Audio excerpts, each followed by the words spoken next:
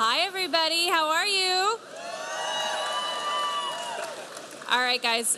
There's some people out here for a brand new show, but there's one particular face hopefully you recognize because he's the creator, Mr. Ron Moore.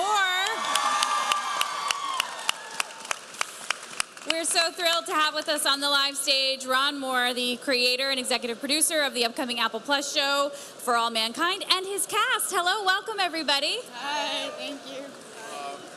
Okay, that's right. So Ron, obviously really exciting for you to be doing space, but doing space in an alternate reality and our own history. So you created this idea. Tell us a little bit about what was the most interesting thing for you to explore, potentially if the Russians got to space first instead of us, and then what the world would look like if that space race continued to go. Yeah, I mean, it was a fascinating idea. I was really taken with the notion of if the Russians beat us to the moon, how would that affect society? And we decided that if that had happened, it would have challenged and angered the United States. We would have been, how did this happen? We were going to win. And at that point, people kind of forget the Russians had beat us in every category. First satellite, first man in space, first woman in space, first astronaut capsule in space. And the United States thought they were going to get to the moon first. Then the Russians beat us. And after that, we sort of said, well, the U.S. basically would then go all in on the space program. Out of that sort of popular anger would sort of, propel it. The Nixon administration decides to get out of Vietnam early. They put in a huge, all in of resources into aerospace technology. We're going to, get a moon base going. We're going to Mars. It's just like, it propels like a big resurgence in the space program, and also would change society as a result. There would be cultural changes, societal changes. Putting that amount of focus and R&D into aerospace technology would change things. You would get to the internet faster. You would get to solar power faster. Yeah. A lot of those kinds of things would have happened is sort of our premise. So it's really a way of changing the world in a very positive way. We feel like this would have been a positive thing for America and for the world at large. So one of the hallmarks of your shows is that you're always very character-based, and you have some wonderful actors here that are portraying the main characters of your show. And as you said, it's about the families, but it's also about some of the women that become the potential cosmonauts. So introduce your cast and some of the characters, and then we'll talk a little bit about them. Ren, to my right, plays Margot Madison, who's one of the engineers at NASA. Chantal plays Karen Baldwin, the wife of one of astronaut Ed Baldwin. Jodie plays Ellen, who is an astronaut candidate, one of the first astronaut candidates in the show. Michael plays Gordo Stevens, who's one of the astronauts. And then Sarah plays his wife, Tracy. So this is like a part of the core. This is the important cast, actually. Yeah. This is like the key cast is like right here. Yeah, if you didn't make it here, then forget it. But as you can see, it's a split between people in space and people on the ground because we're sort of painting a portrait of NASA as a whole.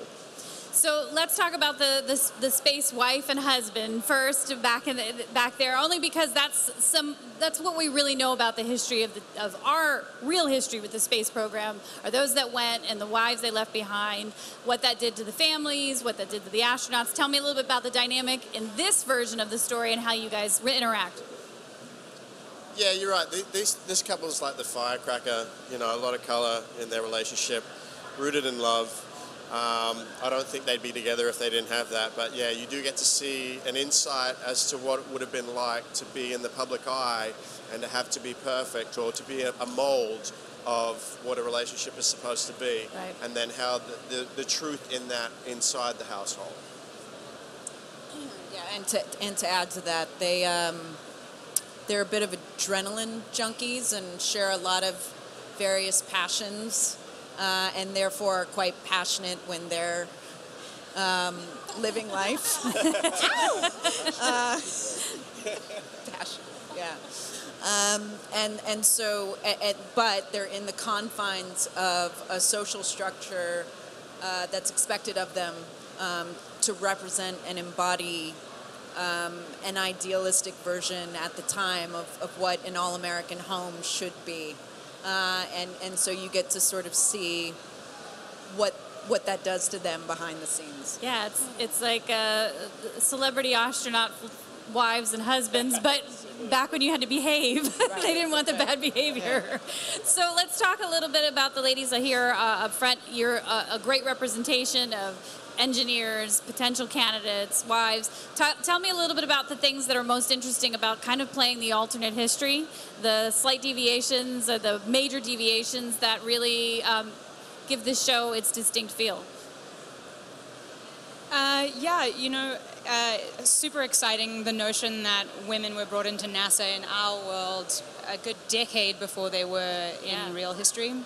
But, you know, I think this exemplifies the way the show deals with the alternate history element so well, in that even though women come into NASA in 1970, I think, it's still the society we all know well. There's still the gender barriers, there's still the resistance, there's still the implicit sexism at play. So even though there's this element of social progress happening as a result of Russia getting to the moon first, we're still met by such familiar barriers that we're all aware of.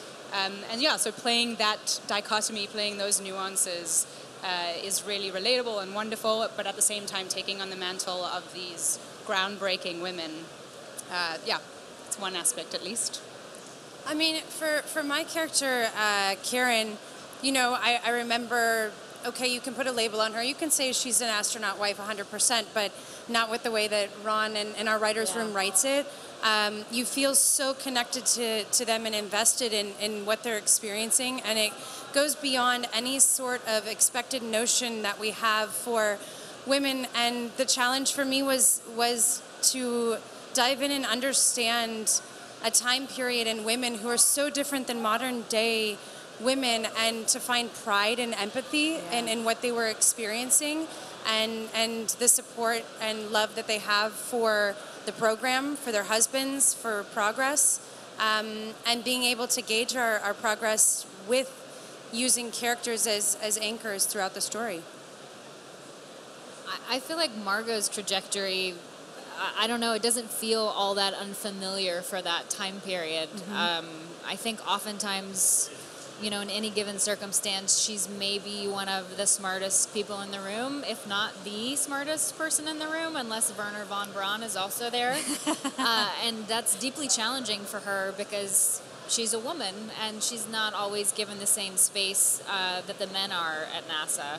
So, I mean, I don't think that was all that different in 1969. Sometimes I think it's not all that different in 2019, unfortunately. And I really enjoyed the storylines that our writers made for Margot, because they both give her opportunities to excel and really push the envelope at the same time that she's kind of like failing. Because she doesn't really give a lot of weight to social niceties. She kind of thinks it's a waste of time. Nice. She's like, if we can just get to the important stuff, and Get if I to know it, the get answer, past why are people just listening to me?